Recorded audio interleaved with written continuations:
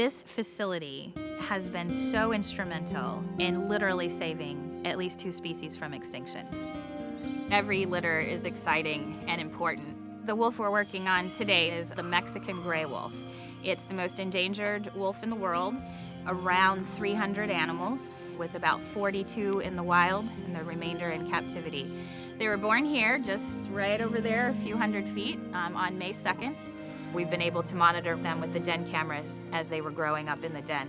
They leave the den about 4 weeks, so they're in and out of the den playing, and we've got great footage of it was raining outside and they were all wet. And they come back in the den and just were all like slumpy and didn't like being caught out in the rain. This is the first time we've had hands on them, and so we're starting their 8-week vaccines. The wormer is based on weight, so that's why we want to get a weight first. This one's 10.5 pounds. The ears do take a while to stand up. They can be variable on each individual.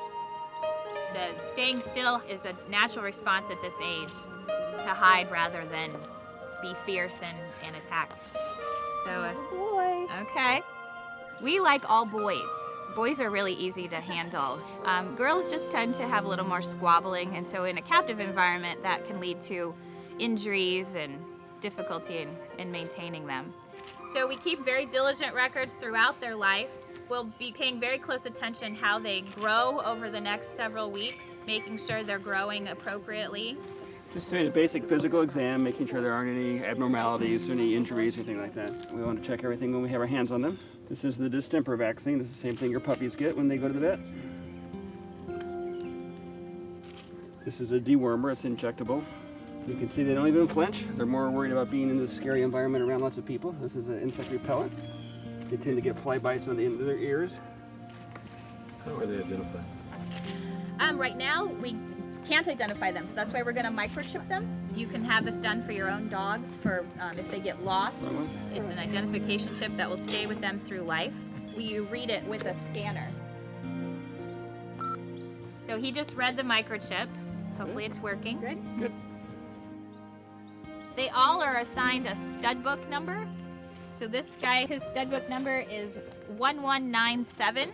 That number will follow him through his whole life, whether he stays here, goes out into the wild, or goes to another facility. So basically, this is just going to repeat itself 4 more times. What did this one weigh? Hold on. 12.5 pounds. So drum roll. I believe I'm double checking. Just want to confirm. Little boy. So 2 boys. At this point, they won't get names. We do have a naming program. We are a nonprofit, and we survive on donations and all different types of fundraising endeavors. None of the wolves here know their names. So, Boy. okay, so a 3rd boy.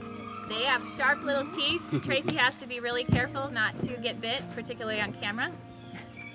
We have a very specific hands-off policy. This one's a little feistier. I bet you it's a girl. Girl. Ah, I knew it. As the animals become adults, we don't socialize them, we don't play with them, we don't talk to them. Little boy. Oh, wow. I know. And There's I heard a 12 face. pounds. Yep. We don't want to put wolves back out into the wild who like to approach people, who are interested in people and want to come up to a campsite or somebody's backyard. We actually do have very specific ways we handle them in order to make them transition to a wild future. We will catch them up and do their vaccines at 8 weeks, 12 weeks, 16 weeks, and sometimes 20 weeks, depending on what diseases might be in their local area. During these capture times, we don't dart them, we don't anesthetize them, so that they learn a negative experience with humans. They're hand restrained for about 5 or 10 minutes, so they get their shots, we take some blood, and they remember that experience, and that is basically a negative reinforcement that wasn't fun. I don't like when people touch me, I don't like when people restrain me. Versus if we anesthetize them, they go to sleep, they wake up, and they know no difference. So what we do even in our daily activities is very purposeful in creating that good release candidate. These pups very well could be going out into the wild in the next year to year and a half, as early as that. And so we're hoping that they will be chosen for release here in the very near future.